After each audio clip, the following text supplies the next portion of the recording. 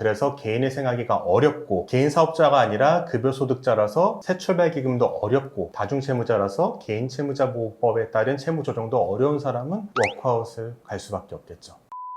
워크아웃으로 탕감을 받을 수가 없고요. 아까 말씀드린 협약에 가입하지 않은 금융기관 같은 경우 역시 신용회복위원회에서 탕감을 받을 수가 없어요.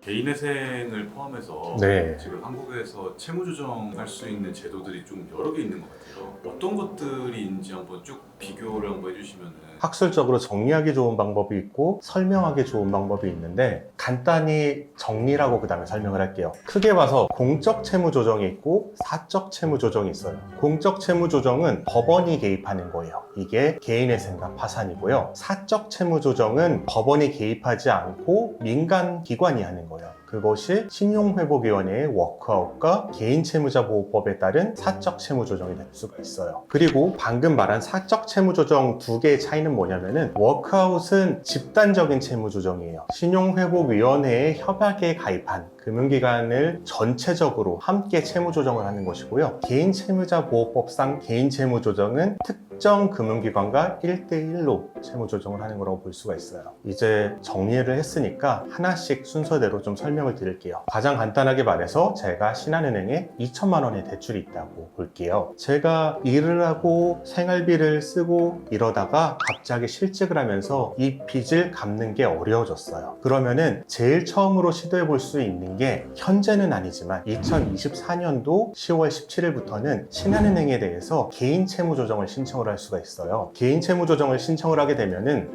내가 2천만 원을 다 갚을 수가 없는데 이거를 이자를 탕감해 주든지 아니면은 원금을 탕감해 달라 라고 채무 조정 신청을 하면은 아직은 발표되지 않았지만 신한은행의 내부 규정에 따라서 채무 조정이 될 거예요. 이것은 원금 탕감이 될 수도 있고 이자 탕감이 될 수도 있고 기한 연장이 될 수도 있어요. 여러 가지 방법으로 시도가 돼서 채무 조정이 돼요. 그럼 제가 그 채무 조정에 따라서 채무 조정된 원리금을 갚아가면은 문제가 해결되는 게 사적 채무 조정 중에 개인 채무 조정이 바로 이 케이스예요. 근데 모든 사람이 이렇지는 않죠. 대부분의 사람은 다중 채무를 지고 있어요. 다중 채무란 게 뭐냐면은 신한은행에만 채무가 있는 게 아니라 국민은행에도 있고 신한카드에도 있고 삼성카드에도 있고 여러 가지 채무를 합쳐서 채무를 부담하고 있는 사람을 다중채무자라고 우리가 합니다. 이런 경우에는 각 금융기관 하나하나의 개인 채무 조정을 신청할 수도 있고 개인 채무 조정을 거칠 수도 있지만 어느 단계가 되면은 이 개인 채무 조정으로는 내가 버거운 상태가 올 수도 있을 거예요. 이때 시도해 볼 수 있는 선택지가 바로 개인회생과 워크아웃이에요. 개인회생은 법원을 통한 절차고 워크아웃은 신용회복위원회를 통한 절차인데 가장 큰 차이점은 하나는 법원이 가운데서 중재자 역할을 하는 거고요. 다른 것은 중재자 없이 금융기관의 단체와 내가 상대를 해서 조정을 한다는 거예요. 당연히 개인회생 쪽이 유리하겠죠. 가장 단순하게 얘기를 드리면은 대부분의 경우에는 개인회생이 탕감률이 높아요. 더 많은 빚을 탕감을 받을 수가 있어요. 그런데 워크아웃이 유리한 경우도 분명히 있어요. 어떤 경우냐면은 개인회생에서는 생계비가 적게 부여되기 때문에 그 적은 생계비로는 도저히 생활할 수 없다라는 분들이 있어요. 주로 가정을 가지시고 밑에 자녀도 1명, 2명, 3명 이렇게 있는 분들 같은 경우에는 개인회생에서 인정되는 생활비가 너무 적어서 내가 탕감률은 적고 원금을 전에 갚게 되더라도 긴 기간 차라리 생활비를 보장받으면서 워크아웃을 하겠다라고 가시는 분들이 있어요. 이런 워크아웃은 그럼 장점만 있느냐? 그건 아니고 대표적인 단점으로 개인 채무는 워크아웃으로 탕감을 받을 수가 없고요. 아까 말씀드린 협약에 가입하지 않은 금융기관 같은 경우 역시 신용회복위원회에서 탕감을 받을 수가 없어요. 탕감뿐만이 아니라 채무 조정이 아예 안 돼요. 그런 부분을 참고해서 개인회생과 워크아웃이 구분이 될 수가 있어요. 그 다음 최근에 이제 코로나 이후에 새출발기금이라는 게 또 생겼어요. 새출발기금이라는 것은 정부가 자영업자를 상대로 이제 만든 제도고 기금이에요. 자영업자의 채무를 한국자산공사 캠코라는 곳에서 사주면서 채무를 탕감해주기도 하고 아니면 이자를 탕감해주기도 하고 여러 가지 절차를 거쳐서 워크아웃과 유사하지만 개인 사업자에게는 좀 더 유리한 제도가 바로 새출발기금이라고 할 수가 있습니다. 그러면은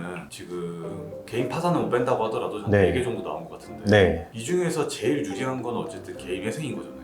탕감률만 따진다면 개인회생이 제일 유리할 수 있죠. 그럼 만약에 개인회생 말고 다른 걸 고려한다면 그 중에서 어떤 게 나을까요? 남은 세 개 중에. 새출발기금이 상당히 좋고요. 새출발기금도 탕감률이 굉장히 높아요. 왜냐하면 캠코에서 자산을 사주기 때문에 금융기관의 부채를 많이 탕감해줍니다. 그 다음 개인채무자보호법에 따른 개인채무조정 같은 경우에는 앞으로 좀 지켜봐야 될 것 같아요. 다중채무자가 아니라 채무가 한두 개라면 개인채무조정만으로도 충분히 회복이 가능할 것 같습니다. 워크아웃이 제일 마지막인가요? 개인적으로는 워크아웃이 마지막인데 나는 생계비가 넉넉하지 않으면 안 된다라는 사람, 그래서 개인회생하기가 어렵고 개인 사업자가 아니라 급여소득자라서 새출발기금도 어렵고 다중채무자라서 개인채무자보호법에 따른 채무조정도 어려운 사람은 워크아웃을 갈 수밖에 없겠죠. 저는 워크아웃은 항상 마지막 선택지로 남겨두는 게 좋다고 생각을 합니다.